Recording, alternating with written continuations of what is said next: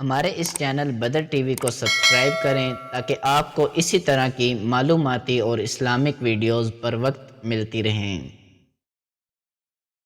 اللہ کے نام سے شروع جو بڑا مہربان نہایت رحم فرمانے والا ہے، اور درود و سلام حضور صلی اللہ علیہ وآلہ وسلم کی ذات مبارک پر، جن کو اللہ تعالیٰ نے ساری کائنات کے لیے رحمت بنا کر بھیجا۔ پیارے دوستو، آج جس ہستی کے بارے میں بات کرنے جا رہا ہوں، میری اتنی اوقات تو نہیں کہ میں ان کی شان بیان کر سکوں، لیکن اپنی مغفرت کا ذریعہ سمجھتے ہوئے میں ان کے بارے میں چند الفاظ آپ کے سامنے پیش کروں گا تاکہ ان کے ذریعے میری بخشش ہو سکے۔ خلیفہ چہارم، مقتدائے جملہ اولیاء و اصفیاء ابو الحسن حضرت سیدنا علی المرتضیٰ کی شان اور مرتبہ بے حد بلند ہے۔ آپ رضی اللہ عنہ طریقت میں شان عظیم اور مقام عرفہ کے مالک ہیں۔ آپ رضی اللہ عنہ اہل طریقت کے امام ہیں۔ اہل طریقت و شریعت آپ رضی اللہ عنہ کی اتباع کرتے ہیں۔ حضرت سیدنا علی المرتضیٰ بچپن سے ہی حضور صلی اللہ علیہ وآلہ وسلم کے زیر سایہ رہے۔ یہی وجہ ہے کہ آپ رضی اللہ عنہ حضور صلی اللہ علیہ وآلہ وسلم کی سیرت اور اسوہ حسنہ کا بہترین نمونہ ہیں۔ آپ رضی اللہ عنہ کی شان اور فضائل بے شمار ہیں۔ آپ رضی اللہ عنہ کو حضور نبی کریم صلی اللہ علیہ وآلہ وسلم کی سب سے لاڈلی صاحبزادی حضرت سیدہ فاطمہ رضی اللہ عنہا سے نکاح کا شرف بھی حاصل ہے۔ ام المومنین حضرت عائشہ صدیقہ رضی اللہ عنہا سے مروی ہے کہ حضرت سیدنا علی مرتضیٰ رضی اللہ عنہ سے زیادہ علم کا جاننے والا کوئی نہیں ہے۔ حضرت سیدنا علی رضی اللہ عنہ سے محبت رکھنا ایمان کی نشانی ہے۔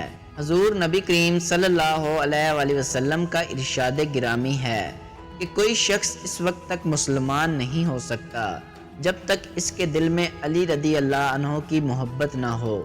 ایک اور موقع پر حضور نے ارشاد فرمایا کہ جس نے علی رضی اللہ عنہ سے دوستی کی، اس نے اللہ سے دوستی کی، اور جس نے علی رضی اللہ عنہ سے دشمنی مول لی، اس نے اللہ سے دشمنی مول لی۔ حضرت علی رضی اللہ عنہ کو یہ شرف حاصل ہے۔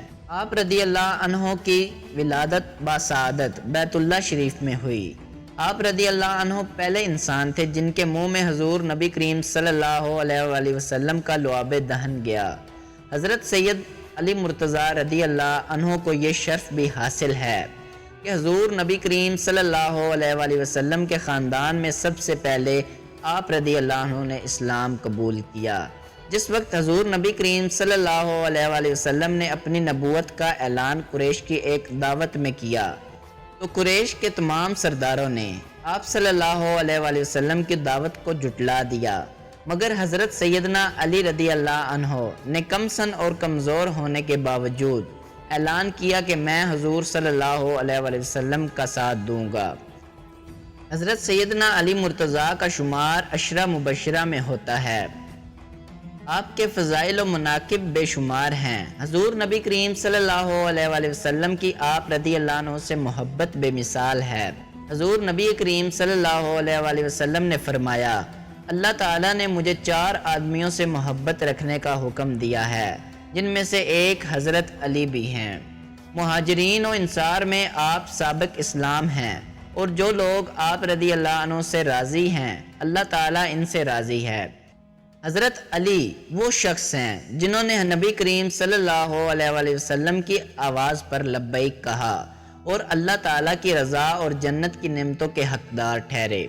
حضرت سعد ابی وقاص رضی اللہ عنہ سے روایت ہے کہ نبی کریم صلی اللہ علیہ وآلہ وسلم نے غزوہ تبوک کے موقع پر حضرت سیدنا علی مرتضیٰ کو مدینہ منورہ میں اپنا قائم مقام مقرر فرمایا۔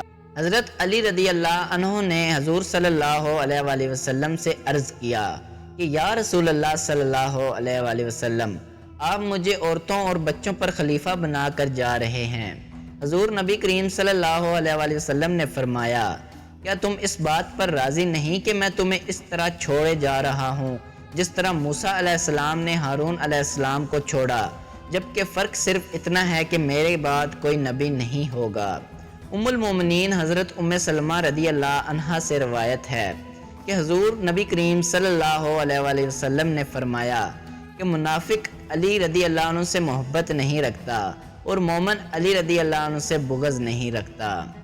حضرت سعد بن ابی وقاص رضی اللہ عنہ فرماتے ہیں کہ حضور نبی کریم صلی اللہ علیہ وآلہ وسلم مکہ مکرمہ سے واپس مدینہ منورہ تشریف لا رہے تھے۔ آپ صلی اللہ علیہ وآلہ وسلم نے غدیر خم کے مقام پر اپنے تمام صحابہ کرام کو جمع کیا اور فرمایا تمہارا ولی کون ہے؟ صحابہ کرام رضی اللہ عنہ نے 3 مرتبہ جواب میں کہا کہ ہمارے ولی اللہ اور اس کے رسول ہیں۔ حضور نبی کریم صلی اللہ علیہ وآلہ وسلم نے فرمایا کہ جس کا ولی اللہ اور اس کا رسول ہے اس کا ولی علی بھی ہے۔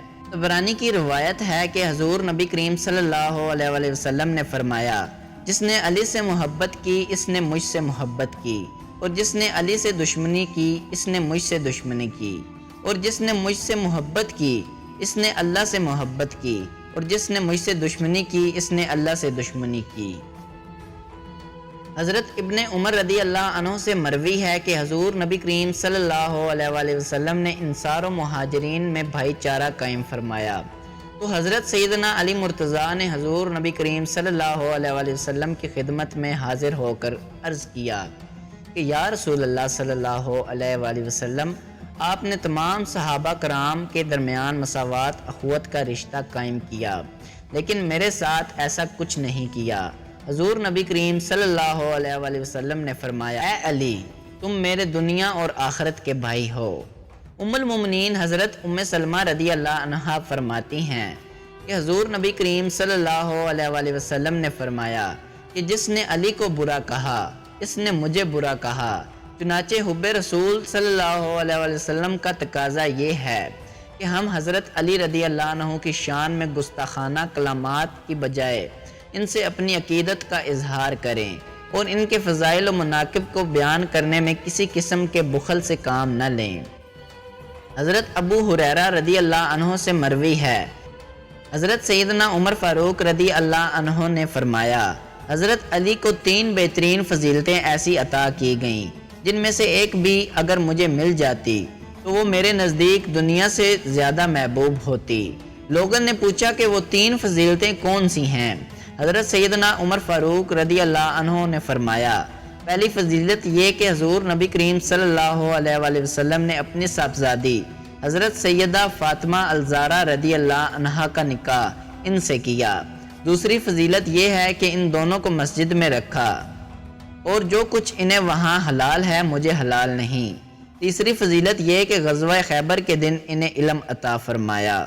حضرت عبد الرحمن بن لیلہ رضی اللہ عنہ فرماتے ہیں کہ حضرت سیدنا علی رضی اللہ عنہ شدید گرمی کے موسم میں ہمارے پاس تشریف لائے۔ آپ رضی اللہ عنہ نے سردیوں کا لباس زیب تن کر رکھا تھا۔ ہم نے آپ رضی اللہ عنہ سے دریافت کیا کہ اتنی شدید گرمی میں آپ رضی اللہ عنہ نے سردیوں کا لباس زیب تن فرما رکھا ہے۔ حضرت سیدنا علی مرتضیٰ رضی اللہ عنہ نے فرمایا کہ خیبر کے موقع پر جب میری آنکھ دکھتی تھی تو حضور نبی کریم صلی اللہ علیہ وآلہ وسلم نے اپنا لعاب دہن میری آنکھوں کو لگایا اور دعا فرمائی کہ اے اللہ علی رضی اللہ عنہ سے گرمی اور سردی کو دور فرما دے۔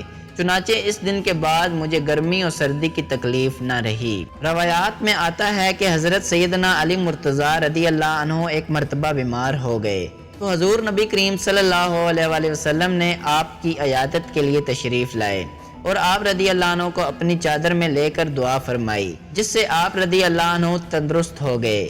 حضور نبی کریم صلی اللہ علیہ وآلہ وسلم نے آپ کو مخاطب کرتے ہوئے فرمایا اے علی، میں نے اللہ تعالیٰ سے جو مانگا اس نے مجھے عطا کیا۔ میں نے اللہ تعالیٰ سے اپنے لیے وہ مانگا ہے جو میں نے تمہارے لیے مانگا ہے۔